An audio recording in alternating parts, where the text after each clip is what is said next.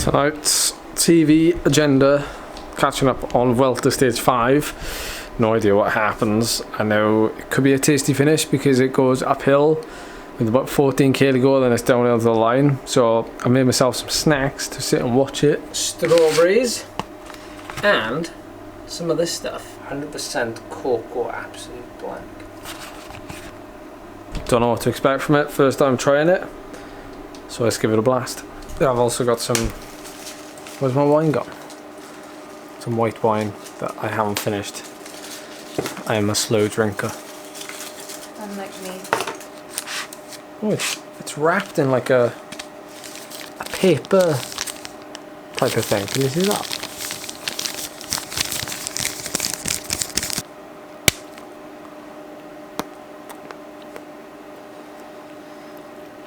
.8 grams of sugar per 25 grams.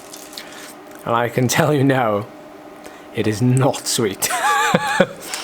Okay, getting ready for tomorrow night's time trial. I have this that I finally fitted to my rear wheel. The Easy Disc Custom. So here it is. So all I've got to do is put a cassette on the other side. But check it out. Check it out. So these designs originally were from Scott, aka HuntTV. Obviously Ed, ED, yeah, with the British champs. I know I'm not British time trial champ, but still, I like the blue and the red. And of course, it would not be complete without Ed mode on it somewhere. So that's what we went with.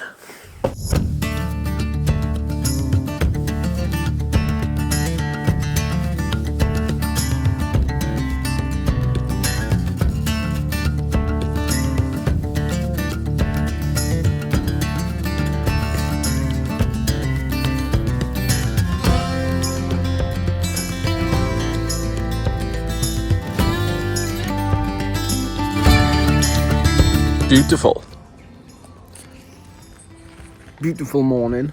I've decided to take advantage of the weather and before tonight's time trial try out the wheel, well, the cover and the chainring cover as well, and I can safely report back that it does not feel like I'm riding a disc wheel. I've been lucky enough in the past to race on teams. I don't own a disc wheel or a time trial bike myself, but I have ridden a disc wheel, a proper solid carbon disc wheel before.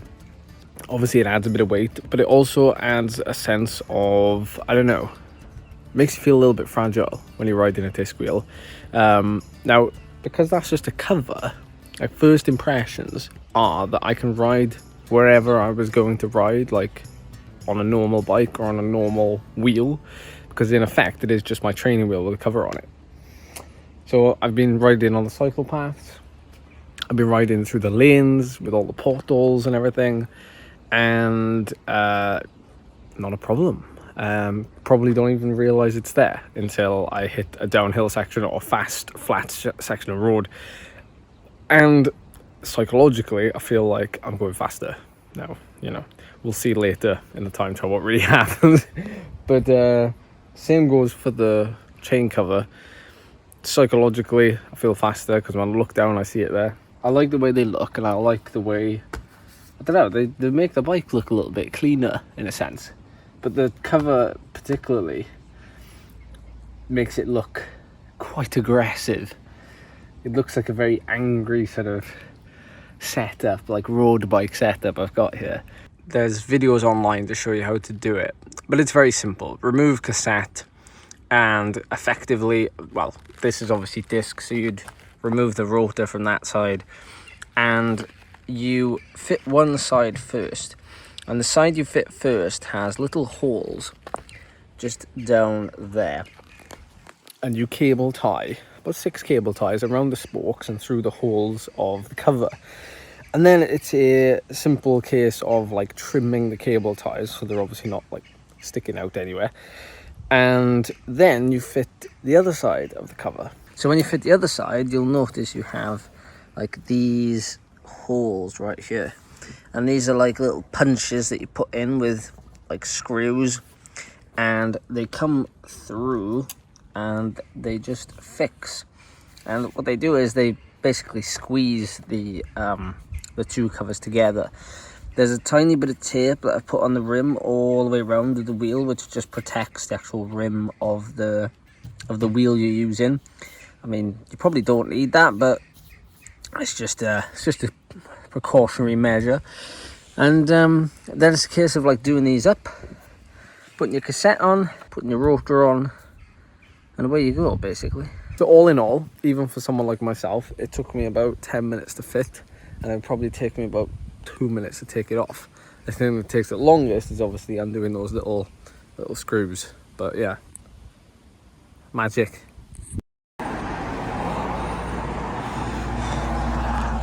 TT complete. But oh my word, it's quite hard going that deep, especially when you've not done it in ages. As I'm sure you all know, when you're training for a very short effort and then you do a very long effort,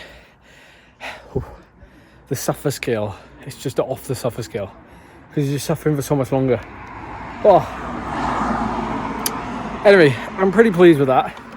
Don't know my time officially, but there was a lot of traffic in the last mile, so that slowed me down a bit. I'm going to check out the results later. Which makes you more aerodynamic.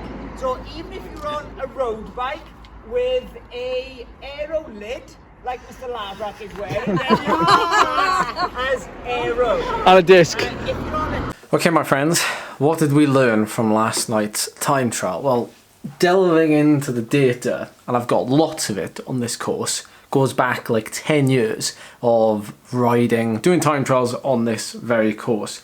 And last night I clocked a time of 21:15, which was 10 seconds slower than my best ever time, which also happens to be this year, on this very course. Now, the only difference is that my best ever time on a road bike earlier this year was done in the same equipment, head to toe, but on my bike, I was just running it as a normal road setup, you know, minus, you know, my saddlebag, minus a bottle, things like that. Now, last night, of course, we were running the disc cover from Easy, and we were also running the chainring cover. One thing to note was that the weather was not the same in the two runs. So this is a terrible scientific experiment. So, like earlier in the year, in April, when I did a 21:05, the weather was like one of the best evenings we've ever had. Super still, calm, and like very little traffic. Now, last night, it was a very nice night, but it was kind of windy. We had a headwind for the first couple of minutes before we turned into a crosswind. And you know what they say about a crosswind, how that changes your aerodynamics, especially with a disc wheel and stuff.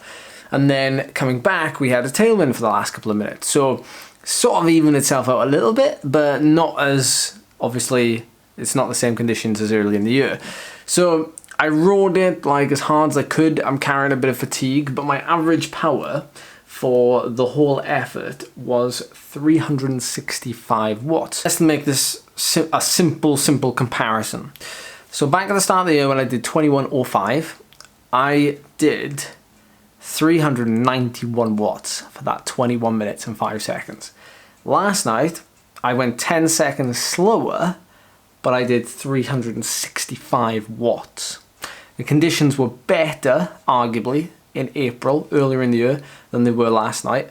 And I did get held up a little bit by traffic at the end, where the slower riders were getting caught by cars and things, but that's my excuse. But that's at least, like, I probably may have finished 21:05, 21:10, somewhere in that region. So to conclude, in the least scientific experiment ever performed, I must be slightly more aerodynamic, with the disc cover and with the chainring as well combined. Now obviously like the chainring cover doesn't like save you as much as a disc wheel does. I'm sure you've seen lots of claims online about how much a disc wheel can save you versus obviously a wheel with just spokes everywhere. So I'm pretty chuffed with that. It's obviously a great product. I'm happy to have it in my arsenal, and being that that was the last time trial of the season and it's the only time I've used it this year, I'm looking forward to using it next year. And who knows, we may even upgrade. You know, we might have other bits and bobs to add to our bike, or possibly even a time trial bike. You never know. But that sets the stage for future things. So I hope you enjoyed this video. Thank you so much for watching. If you found it useful, funny, entertaining, whatever, give it a like. Comment down below if you thought I was going to go a fair bit faster, or if you expected exactly what the conclusion has found. So on that note, I'll see you in the next video.